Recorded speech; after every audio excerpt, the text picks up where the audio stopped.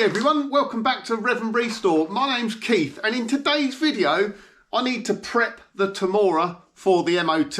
I'm in my second year of ownership with the Tamora, so this will be the second time me taking it for an MOT. I've got a little problem with the front driving lights, which I'll show you in a moment, but I thought it'd be a good time to talk about the cost of ownership of this car. So like I say, I'm into my second year of ownership, and I'm going to talk about what it cost me in 2025 to run this absolutely awesome car. And should you ever consider owning one? I mean, buying a sports car like this can be a bit daunting with the cost of maintenance, servicing and repairs, and particularly TVRs are not famed for their reliability.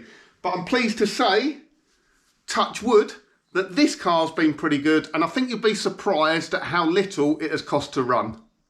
Right, so I have a little bit of a problem. That is my front driving light. Obviously, I need to take it for an MOT, and that will fail. The other side absolutely fine, so I'm guessing it's a wiring fault with this side. It could be the unit itself. So first thing we're going to do is, hopefully there's an access panel inside the inner wheel arch, so I'm going to take off the driver's side front wheel, have a look. It looks like an LED bulb. It could just be the bulb itself.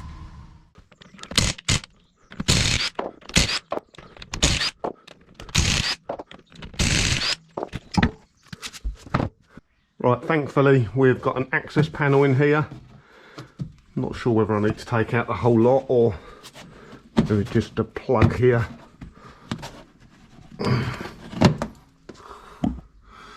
That gets me to the back of the unit. I think I'm just going to take out this whole panel. Right, so the panel comes off quite easily, and then we can get to the actual bulb itself, which will be a bayonet fit in the bottom there. There we go. And it's doing nothing at the moment. The other side on. No, that's a bit weird. Why do they only sort of stay on for... Maybe it's because the engine's not running. I don't know. Nope. Strange.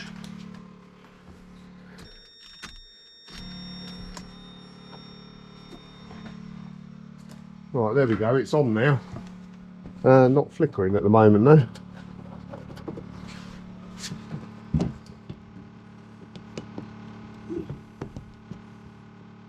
Right.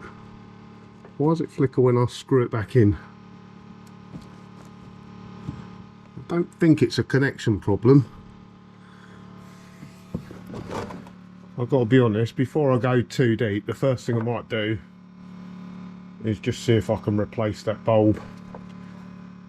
I could swap the sides from one side to the other, couldn't I? Right, so I've put a normal incandescent bulb in there. No flickering, works perfectly okay. It's been in there for about 5 minutes now. The only problem is LED one side and incandescent the other. I'm not sure I actually like the LED lights. So I've got another incandescent bulb, so I'm going to put that in there for the time being, and maybe I will order up some LEDs, but never quite sure. I don't know, what do you think? I always think LEDs can look a bit chavvy. Don't know. But for the time being, I'll put an incandescent bulb in so they both match. That'll be good enough for the MOT. I might order some LEDs up in the meantime. Good news is you don't have to take the wheel off. If you turn the steering on full lock one way, there's just enough room to get your hand in to change the bulb.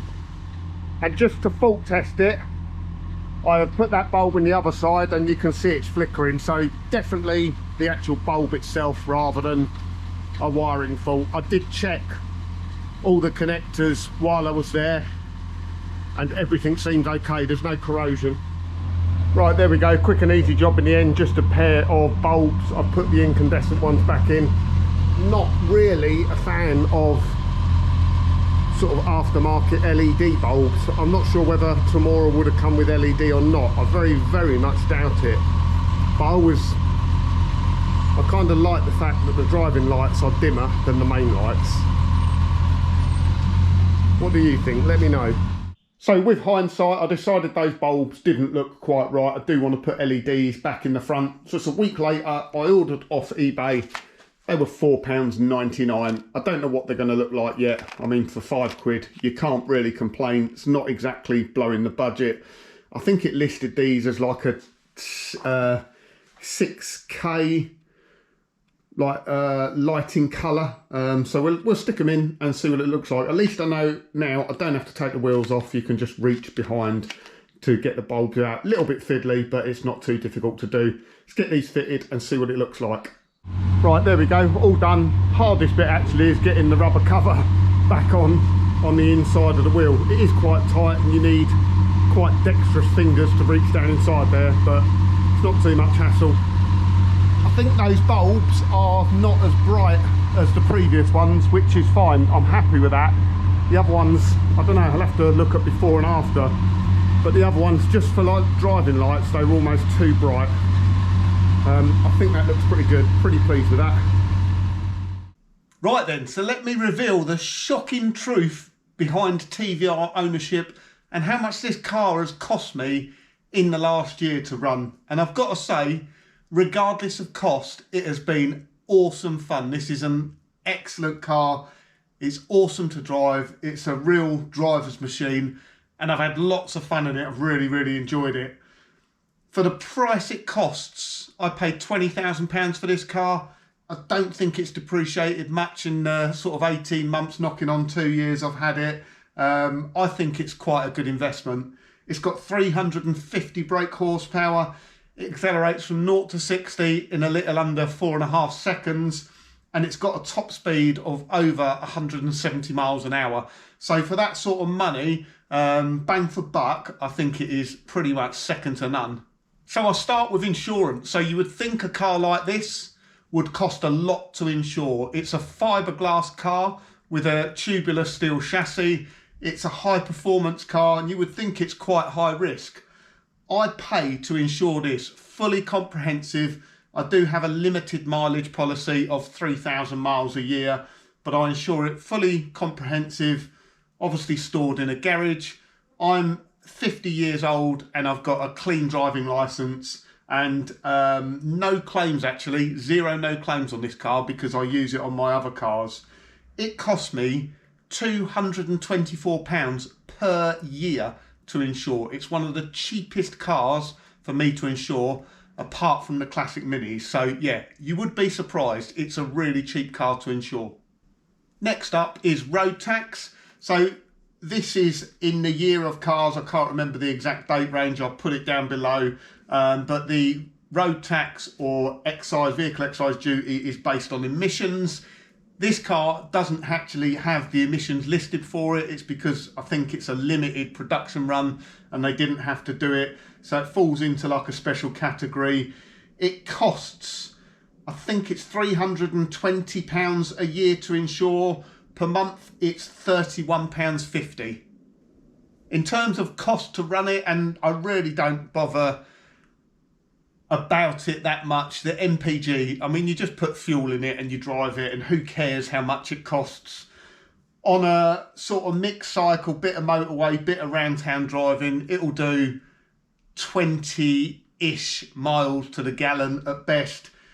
If you are hooning it, you are talking probably 15 miles to the gallon, maybe even worse if you're having a really spirited drive, but that's not what it's all about. So in 2025, I did only run it for sort of half the year. I've not used it in the winter, just got lots of other stuff going on. I've done just over 1,500 miles in it.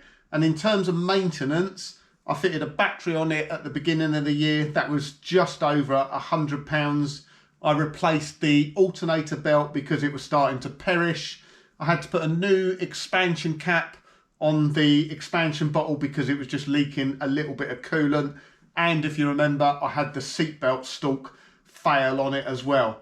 That is all that has been spent on the car in the last year.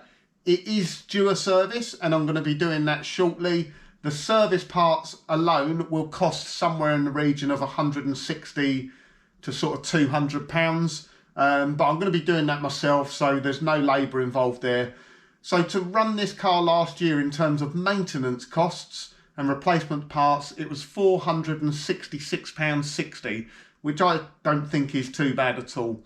It never broke down, it never failed to start, and it has been awesome fun. Yes, I do need to service it, and that's probably going to add another couple of £100 to that. But to run a car like this for a year for just over £600 if you take into account the service as well, I don't think is bad value for money at all.